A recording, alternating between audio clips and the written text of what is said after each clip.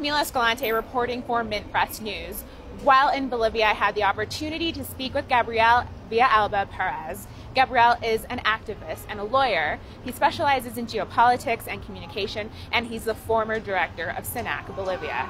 He provided some great analysis on the situation in the country to date and discusses the targeted political persecution against journalists and those working to expose the truth behind the coup. Here's what he had to say.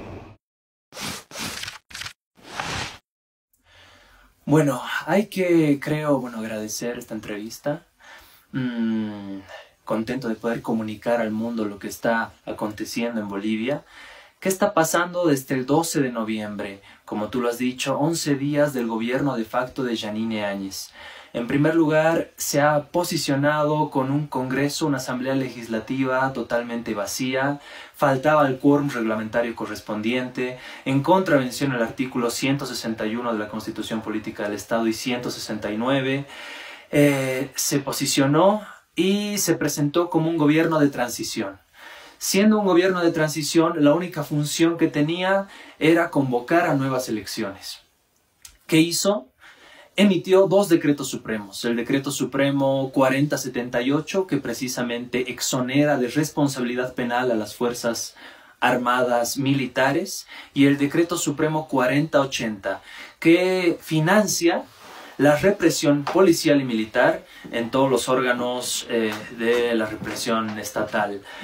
Además, en estos solamente 11 días del gobierno de Yanine Áñez, se han realizado dos masacres significativas en solo 11 días. La masacre de Sacaba, en Cochabamba, con 8 muertos y más de 30 heridos. La masacre de Sencata, con 9 muertos y alrededor de 20 heridos también. Según datos oficiales de la Defensoría del Pueblo, se tienen actualmente más de 30 muertos, fallecidos, en estos días de conflicto postelectorales. Pero 24 de estos fallecidos se han dado únicamente durante estos 11 días del gobierno de Yanine Áñez, ¿no? Existe una cantidad de 196 heridos y una cifra que ronda las 1000 personas detenidas de forma ilegal. Entonces nos podemos ir dando cuenta que este gobierno autoproclamado de Yanine Áñez está ejerciendo la más dura represión contra todos los disidentes a este gobierno, valga la redundancia, que siguen diciendo que este es un golpe. Decir actualmente que en Bolivia hay un golpe de Estado constituye el delito de sedición, constituye el delito de terrorismo, constituye el delito de alentar a la violencia social, ¿no?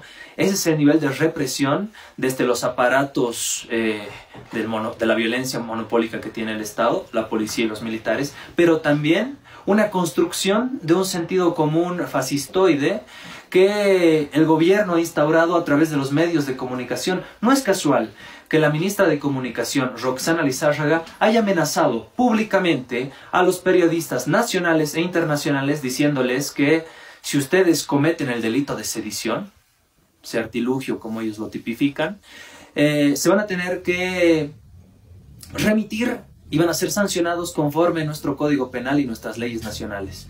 De esa forma tuvieron que huir del país periodistas argentinos, por ejemplo, ¿no? El corresponsal de Telesur en Bolivia amenazado de muerte, al igual que muchos otros periodistas independientes. No es casual que en los primeros 3 minutos después de su posesión, el ministro de Gobierno, Arturo Murillo, haya dicho que iba a perseguir, y utilizó estas palabras, voy a cazar a todos los que estén incitando a la sedición y el terrorismo, como si se tratara de un safari político, ¿no? Así están cazando a la gente en Bolivia.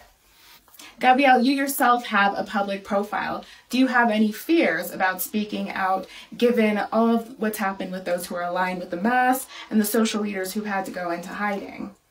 Sí, como lo dije anteriormente, en Bolivia, sostener que se ha vivido un golpe de Estado de carácter cívico-policial, posteriormente vinculado a las élites militares, decir que en Bolivia se vive un golpe de Estado, Para este gobierno actual, de facto, constituye el delito de sedición y constituye el delito de terrorismo. Estamos siendo perseguidos. Personalmente me han llegado información de diversa índole, que existen listas de la inteligencia, de la policía y de los militares para cazar a los activistas sociales, para cazar a los intelectuales. A este gobierno le da miedo las ideas, le da miedo a la gente que está pensando diferente, la gente que está abriendo los ojos y denunciando fundamentalmente las violaciones a los derechos humanos. Como te dije, 24 muertos solamente en estos 11 días, 196 heridos. Ya no constituye una lucha entre un partido y otro, entre una visión política y otra. Constituye un tema de derechos humanos, un tema de humanidad. La gente que está denunciando esto, los periodistas que están sacando a la luz esto, los periodistas que están denunciando a la comunidad internacional esto, están siendo perseguidos, están siendo cazados. Los perfiles en las redes sociales, en Facebook, en Twitter, están siendo vilmente atacados. No es casual que se hayan generado 68,000 nuevos perfiles en Twitter únicamente a partir de noviembre de este año, noviembre de 2019, para amedrentar todas las opiniones disidentes a este gobierno de facto. Entonces sí, estamos siendo perseguidos, estamos siendo cazados, en esas palabras, haciendo énfasis al ministro de gobierno Arturo Murillo, que se refirió con esas palabras. Vamos a cazar a todos los que piensen diferente, ¿no? Y lo están haciendo. Creo que nuestra integridad física, nuestra libertad de expresión fundamentalmente corre peligro en Bolivia porque no se acepta la disidencia. No hay espacio para el pensamiento divergente en nuestro país actualmente. Todo aquel que piense de forma diferente al gobierno es tachado de vándalo, es tachado de terrorista, es tildado de incitador a la violencia, es tildado de subversivo. Están aplicando la ley a su conveniencia, están inventándose tipos penales, adecuando los tipos penales existentes para la represión social. No soportan que pensemos diferente, no soportan a los intelectuales, no soportan a los líderes sociales y pues es característico de un gobierno de facto, es característico de un gobierno que ha necesitado de la fuerza para instaurarse y ahora necesita de ese blindaje mediático para sostenerse en el tiempo. There are people who protested today outside of the meeting of the Inter-American Commission on Human Rights in the Zona Sur of La Paz. Tell us about that meeting, who was outside protesting, and what kind of role can human rights organizations have in this situation? La Comisión Interamericana de Derechos Humanos se ha expresado a través de sus canales de comunicación oficiales. Yo reviso mucho el Twitter de la CIDH con relación a lo que te mencionaba al principio de esta entrevista, los dos decretos supremos, el 4078 que prácticamente legaliza la represión social y el 4080 que le da el financiamiento. Se ha pronunciado también en torno a los muertos en la masacre de Sacaba, se ha pronunciado también con los muertos de la masacre de Sencata, se ha pronunciado en contra de las medidas tomadas y asumidas por este gobierno de uso excesivo de la fuerza. Creo que por eso mismo la CIDH ha decidido mandar una comitiva a Bolivia para ver qué está pasando en el marco estrictamente de los derechos humanos, que es fundamental. Creo que hemos pasado de una disputa únicamente de partidos políticos, una disputa de visiones diferentes de la política, a una visión y a un tema de derechos humanos, de violación de derechos humanos por parte del Estado, ¿no? Y la CIDH se encarga exclusivamente de eso, de las violaciones que ejerce un Estado a su población civil, las violaciones a los derechos humanos.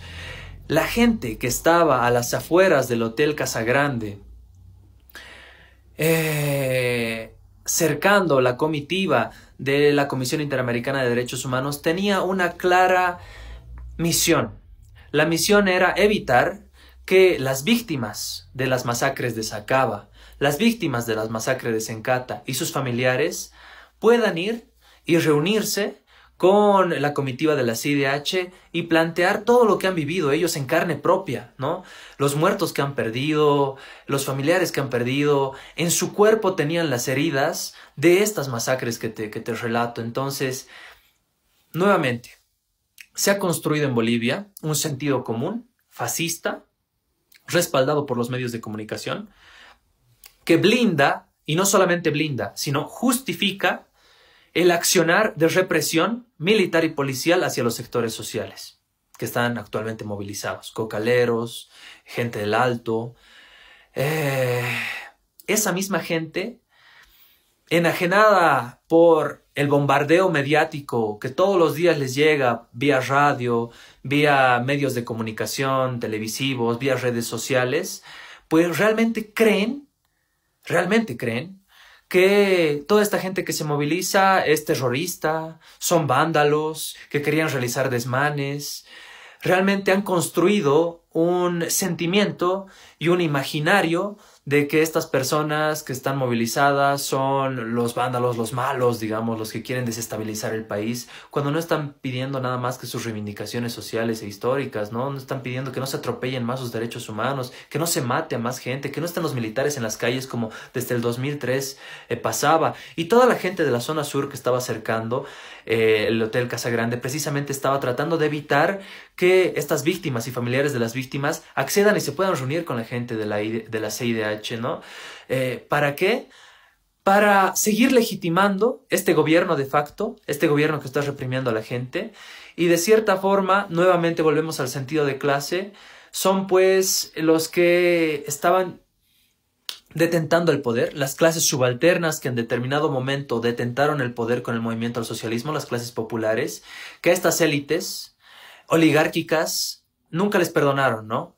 Que dijeron, no podemos admitir que estas clases que antes eran nuestros jardineros, nuestros empleados, nuestros choferes, ahora estén de diputados, de senadores y además lo estén haciendo bien. Eso creo que les ha molestado siempre y estos últimos acontecimientos han exacerbado ese sentimiento, han sacado esos sentimientos de esos sectores oligárquicos, de esos sectores pudientes, acomodados, que no admitían ese cambio y esa transformación social en Bolivia. Es por eso que creo que estamos viviendo un proceso de también emulación y pues añorar lo pasado, ¿no? Por eso refieren el sentido de república por sobre el Estado plurinacional de Bolivia, el sentido de bandera en contra del sentido de Huipala, por ejemplo, ¿no?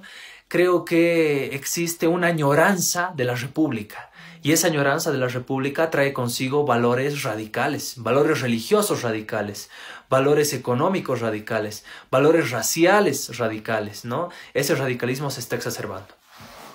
So how are things looking as far as elections? Who will be included and who might run as candidate? Bueno, creo que el movimiento al socialismo como tal y la coyuntura política boliviana está sufriendo una mutación.